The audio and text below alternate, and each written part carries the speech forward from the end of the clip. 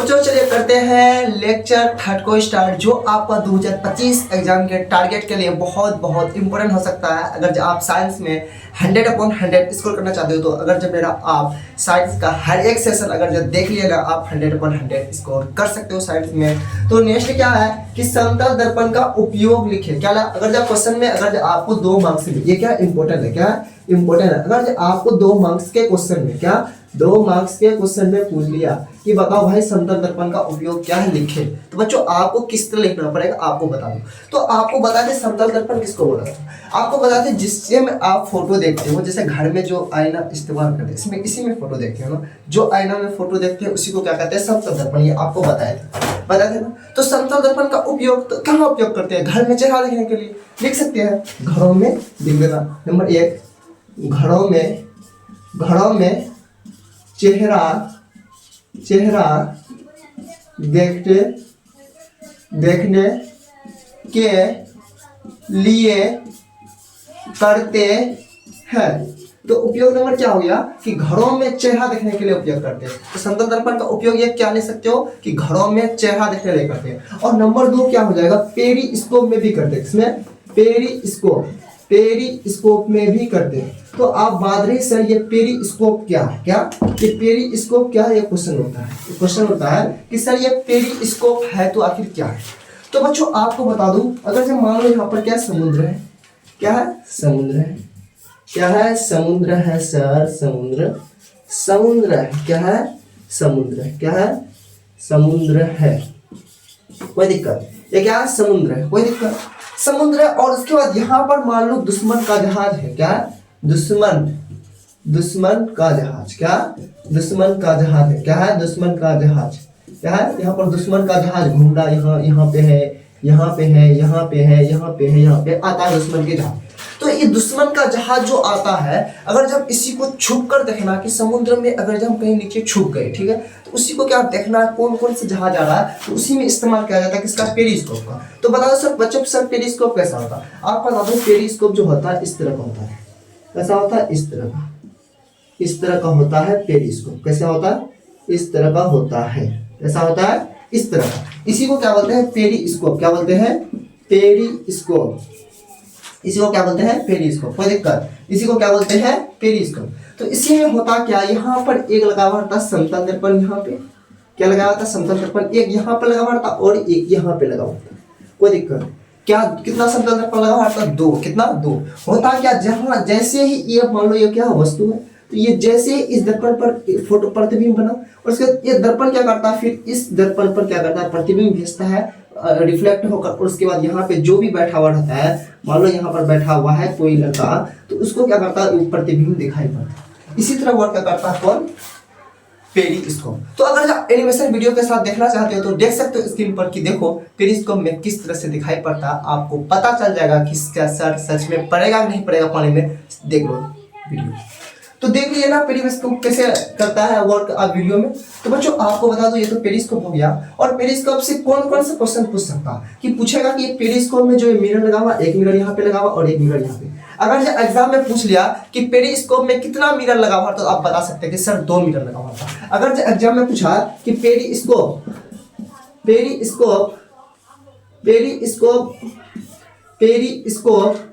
में जो मिरर लगा होता है, मिरर लगा होता है वह कितना डिग्री का कोण पर झुका होता है, कितना डिग्री का कोण पर झुका होता है।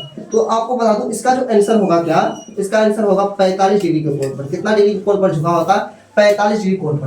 पेरिस्कोप में जो मिरर जो लगा हुआ है, ये दोनों मिरर कितने डिग्री के कोण पर झुका हुआ होता है, 45 डिग्री पर। अगर आपको एग्जाम में ये भी पूछ लिया कि जो पेरिस्कोप है इसमें कौन सा दर्पण का इस्तेमाल करते हैं, कौन सा दर्पण का, समतल दर्पण का। कितने दर्पण लगे हुए होते हैं, 2 दर्पण लगे हुए होते हैं। और पेरिस्कोप का वीडियो भी देख लिए और यहाँ से भी समझ लिए, एग्जाम में क्या लिख दोगे, छाप देंगे। अगर एग्जाम में ये भी पूछ गया पेरिस्कोप क्या सर, बना देंगे। और पेरिस्कोप में कौन सा दर्पण लगा होता है, समतल दर्पण। कितने डिग्री के कोण पर झुका होता है, 45 डिग्री पर, कोई दिक्कत। और उसके बाद अगर आपको पूछ लिया ये भी कि पनडुब्बी जहाज में कौन सा दर्पण का इस्तेमाल किया जाता, तो बच्चों पनडुब्बी जहाज जो होता है ना उसमें भी इस्तेमाल किया जाता है समतल दर्पण का। कौन सा दर्पण का? समतल दर्पण का। तो आई होप कि आपको ये पेरिस्कोप बहुत अच्छा से समझ में आ गया होगा। अगर जब कहीं पर भी दिक्कत हो कमेंट सेक्शन में आप जाके कमेंट कर सकते हो।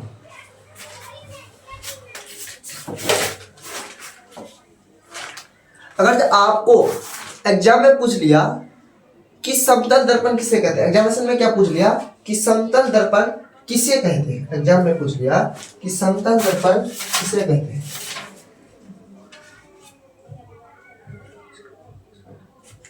एग्जाम में पूछ लिया कि समतल दर्पण किसे कहते हैं। क्वेश्चन में अगर 2 मार्क्स में ये भी पूछ लेता है कि समतल दर्पण किसे कहते हैं, तो जिस दर्पण का देखना जिस दर्पण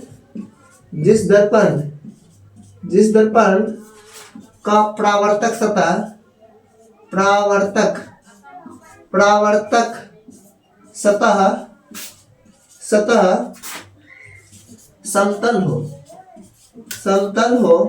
समतल हो उसे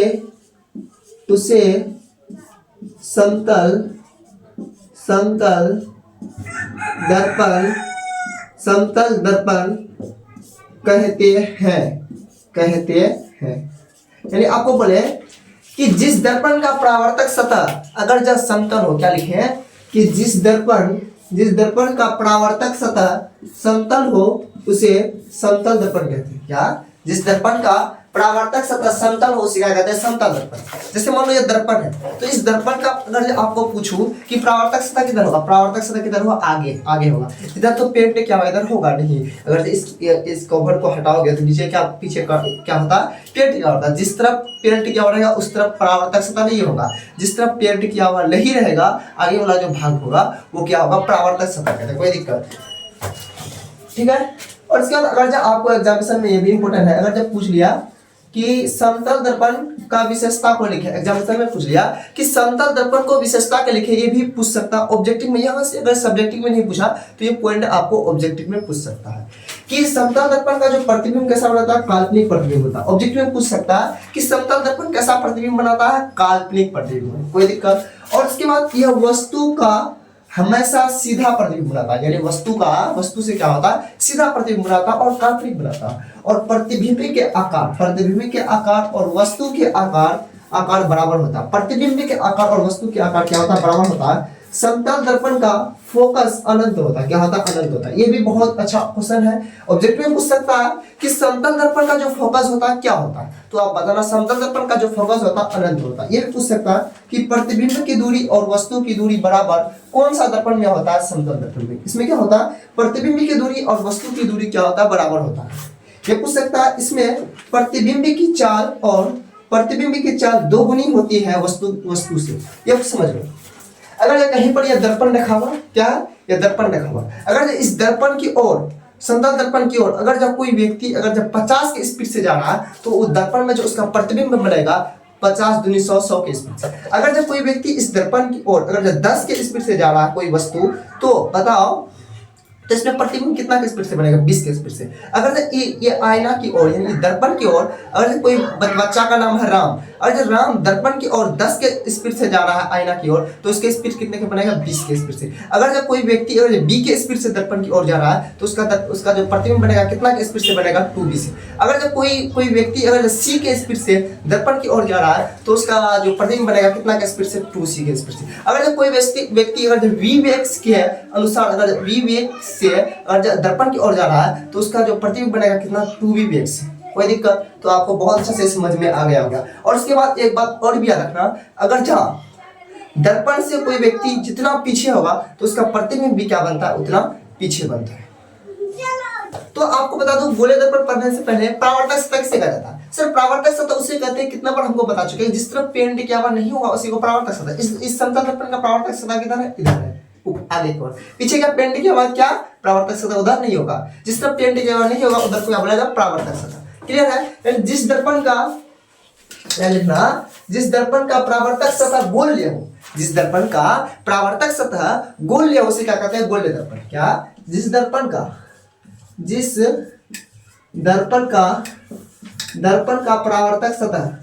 परावर्तक प्रावर्तक सतह सतह गोलीय, क्या गोलीय हो उसे गोलीय दर्पण कहते हैं। गोलीय दर्पण कहते हैं। क्या कहते हैं? यानी जिस दर्पण का परावर्तक सतह क्या होगा, गोलीय होगा, उसी वही दर्पण को क्या कहते हैं? गोलीय दर्पण कहते हैं। कोई दिक्कत यहां तक आपको नहीं होने वाला होगा, ठीक है।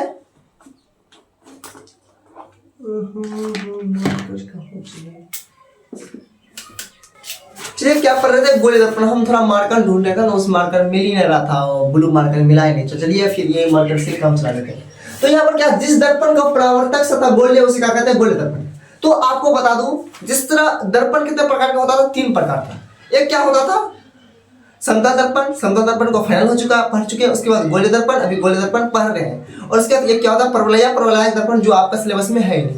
तो गोलीय दर्पण जो है क्या है? गोलीय दर्पण। क्या? गोलीय दर्पण। ये क्या पढ़ रहे हैं सर? हम गोलीय दर्पण पढ़ रहे हैं। गोलीय दर्पण क्या पढ़ रहे हैं? गोलीय दर्पण। तो सर आपका जो ये गोलीय दर्पण है ना, इसका कितने प्रकार होते हैं? 2 प्रकार होते हैं। कितने प्रकार होते हैं? 2 प्रकार के होते हैं। गोलीय दर्पण कितने प्रकार के होते हैं? 2 प्रकार का। एक हो जाएगा आपका अवतल दर्पण। अवतल दर्पण क्या हो जाएगा? अवतल दर्पण। और दूसरा होता है उत्तल दर्पण। क्या होता है? उत्तल दर्पण। क्या होता है? उत्तल दर्पण। गोलीय दर्पण कितने प्रकार का होता है सर? 2 प्रकार का। एक होता अवतल और दूसरा होता उत्तल। गोलीय दर्पण कितना प्रकार का होता है? 2 प्रकार का। एक होता अवतल दर्पण, एक होता उत्तल दर्पण। सर अवतल दर्पण को इंग्लिश में क्या बोलते हैं और उत्तल दर्पण? आपको बता दूं, अवतल दर्पण जो होता है, अवतल दर्पण को इंग्लिश में बोलते हैं कॉनकेव मिरर। क्या बोलते हैं? Concave mirror. क्या बोलते हैं? Concave mirror. और इसके बाद इसको बोलते हैं कॉन्वेक्स मिरर। क्या बोलते हैं? Convex mirror. क्या बोलते हैं? Convex mirror. कोई दिक्कत, यानी अवतल दर्पण को बोलेंगे कॉनकेव मिरर और उत्तल दर्पण को बोलेंगे कॉन्वेक्स मिरर। तो आप बताइए सर कि अवतल दर्पण कैसे पहचानेंगे? तो बच्चों डेफिनेशन पढ़ लीजिए कि अवतल दर्पण कैसे पहचानेंगे। जिस दर्पण का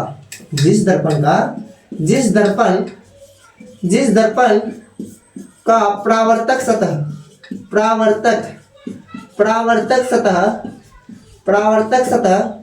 धसा हो, क्या हो? धसा हो उसे अवतल दर्पण कहते हैं। उसे अवतल दर्पण कहते हैं। यानी जिस दर्पण का परावर्तक सतह क्या हो? धसा हो, उसे क्या कहेंगे? अवतल दर्पण कहेंगे। तो उत्तल दर्पण किसे कहते हैं सर? तो जिस दर्पण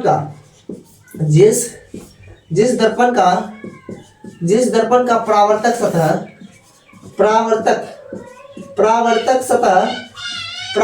सतह उभरा हो, क्या हो? उभरा हो उसे उत्तल दर्पण कहते हैं। उसे उत्तल दर्पण कहते हैं। उसे क्या कहते हैं? उत्तल दर्पण कहते हैं। अरे जिस दर्पण का क्या हो? परावर्तक सतह धसा हो, उसे अवतल दर्पण कहते हैं। जिस दर्पण का परावर्तक सतह क्या उभरा हो, उसे क्या कहते हैं? उत्तल दर्पण। अब बताइए बच्चों कि हम 2 दर्पण बनाते हैं। एक दर्पण ये हो गया, एक ये बनाते हैं। कोई दिक्कत, इसका हम इधर पेंट करते हैं और इसका इधर पेंट करते हैं और इसका हम इधर पेंट कर देते हैं। अब बताना आप कौन अवतल है कौन उत्तल है। और उसको बताने से पहले आप हमको ये बताओ कमेंट करके कि इसका परावर्तक सतह इधर है या इधर है? किधर है इसका परावर्तक सतह? यानी इसको हम बोल देता हूँ क्या? y और इसको z। अब बताओ कमेंट करके जल्दी कि इसका परावर्तक सीधा किधर है? y या z?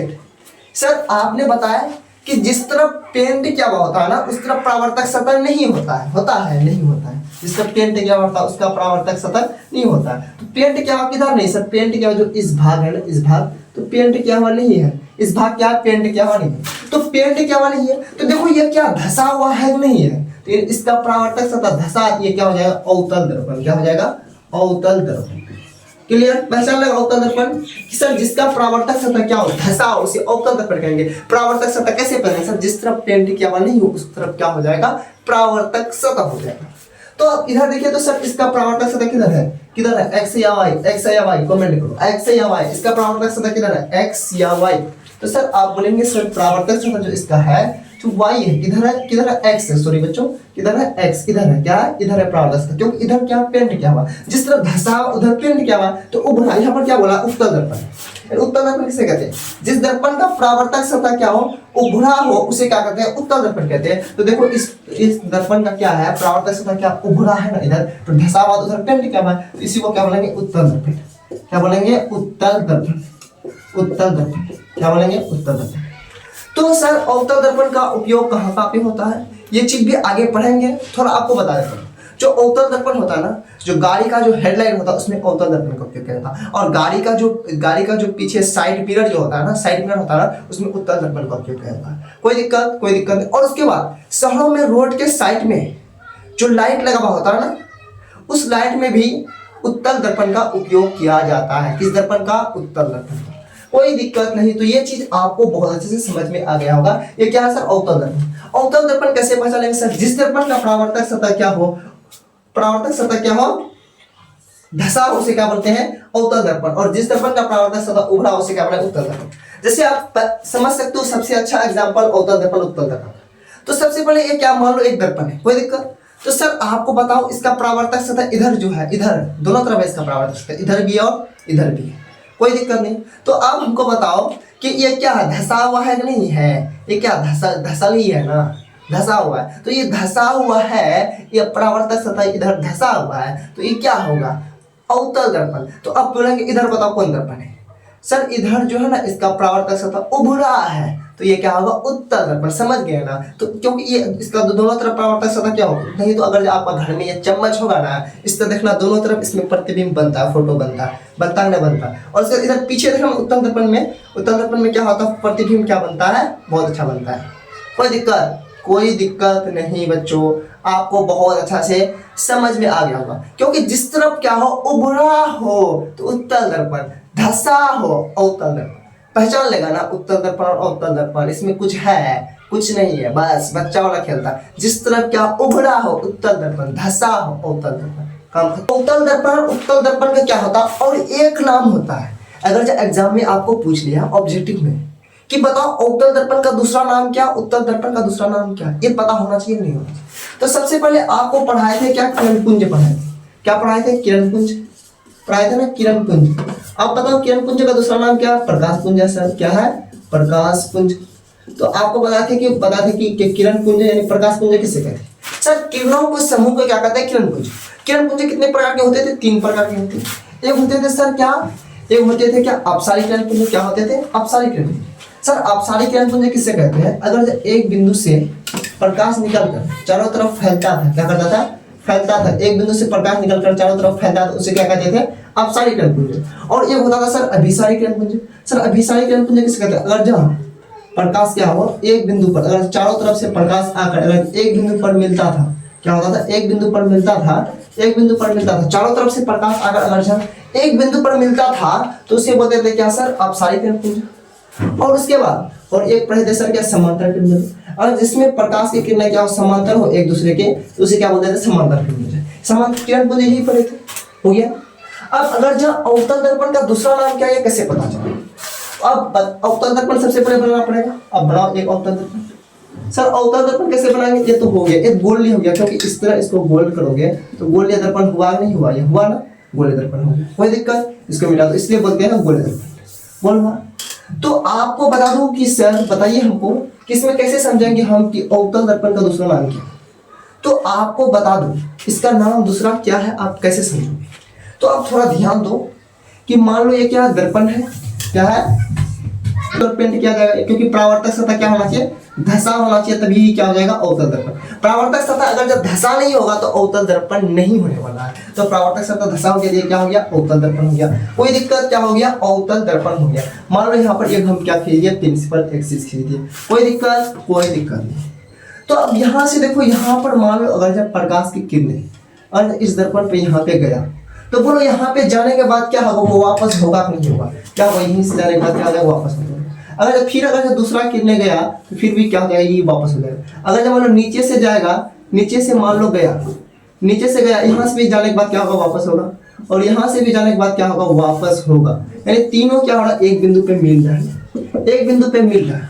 तो यानी यहाँ से प्रकाश की किरणें गया, यहाँ से गया और उसके बाद क्या हो रहा है, जा रहा है, और यहाँ से गया, यहाँ से गया और उसके बाद फिर क्या आ रहा है, यानी आ रहा है ना, यहाँ पे सब क्या हो रहा है, प्रकाश क्या आ रहा है, एक बिंदु पे आ रहा है। जब क्या होता है अवतल दर्पण, ये क्या हो गया अवतल दर्पण में इस तरह से होता है, क्या होता है अवतल दर्पण, अवतल दर्पण।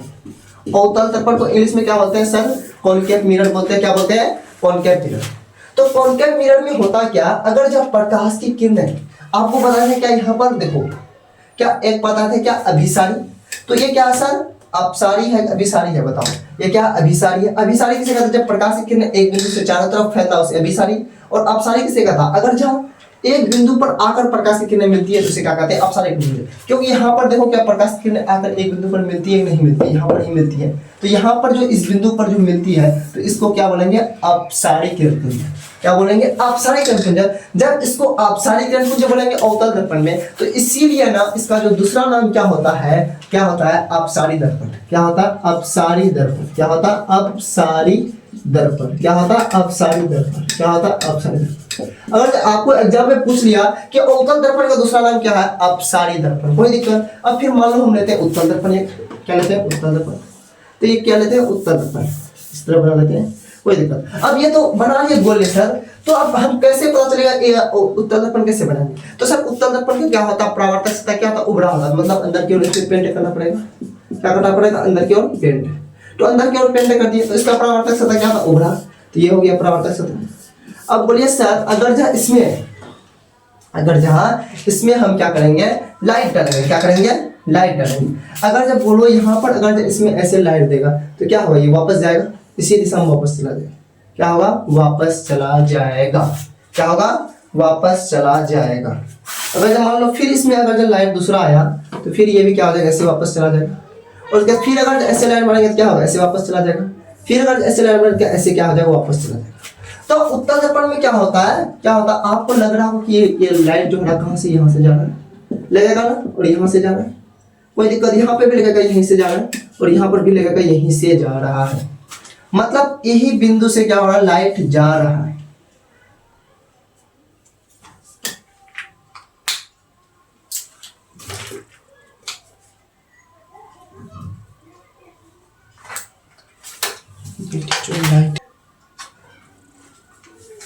क्या रहा, लाइट क्या रहा, यहीं से जा रहा। बच्चों लाइट भाग गया तो इसीलिए हम भी सोचे क्या, तो वीडियो क्वालिटी थोड़ा सही आ रहा, चलो इसको देख भी लो। तो यहाँ पर क्या हो रहा, इसी बिंदु से क्या हो रहा, जा रहा। क्या हो रहा, इसी बिंदु से जा रहा। या हम कल्पना कर रहे हैं, क्या कर रहे हैं, कल्पना कर रहे हैं। क्या कर रहे हैं, कल्पना कर रहे हैं कि यहीं से जा रहा है। वाकई में क्या हो रहा है, यहाँ से नहीं जा रहा, क्योंकि यहाँ पे जैसे प्रकाश आएगा क्या टकरा के वापस जाएगा, यहाँ से वापस जाएगा। क्या लग रहा है कि यहीं से क्या हो रहा, जा रहा है, यहीं से क्या हो रहा, जा रहा है। तो मतलब यहाँ से जा रहा, तो एक बिंदु से लग रहा है निकल के जा रहा। तो एक बिंदु से निकलकर जब प्रकाश की किरणें फैलता है तो उसे क्या कहते हैं, अभिसारी किरणपुंज कहते हैं। क्या कहते हैं, अभिसारी किरणपुंज कहते हैं। जब प्रकाश की किरणें एक बिंदु से निकलकर फैलता है तो उसे क्या कहते हैं, अभिसारी किरणपुंज कहते हैं। तो इसका उत्तल दर्पण का दूसरा नाम क्या हो जाएगा, अभिसारी दर्पण हो जाएगा। क्या हो जाएगा, अभिसारी दर्पण हो जाएगा। अभिसारी दर्पण हो जाएगा। क्या हो जाएगा, अभिसारी दर्पण। तो बच्चों लाइट भी चला गया, और उसके बाद आज की क्लास यहीं पर हम एंड करते हैं। और उसके बाद नेक्स्ट क्लास में आप जरूर जुड़िएगा ऐसे इंपॉर्टेंट क्वेश्चंस कॉन्सेप्ट पढ़ने के लिए।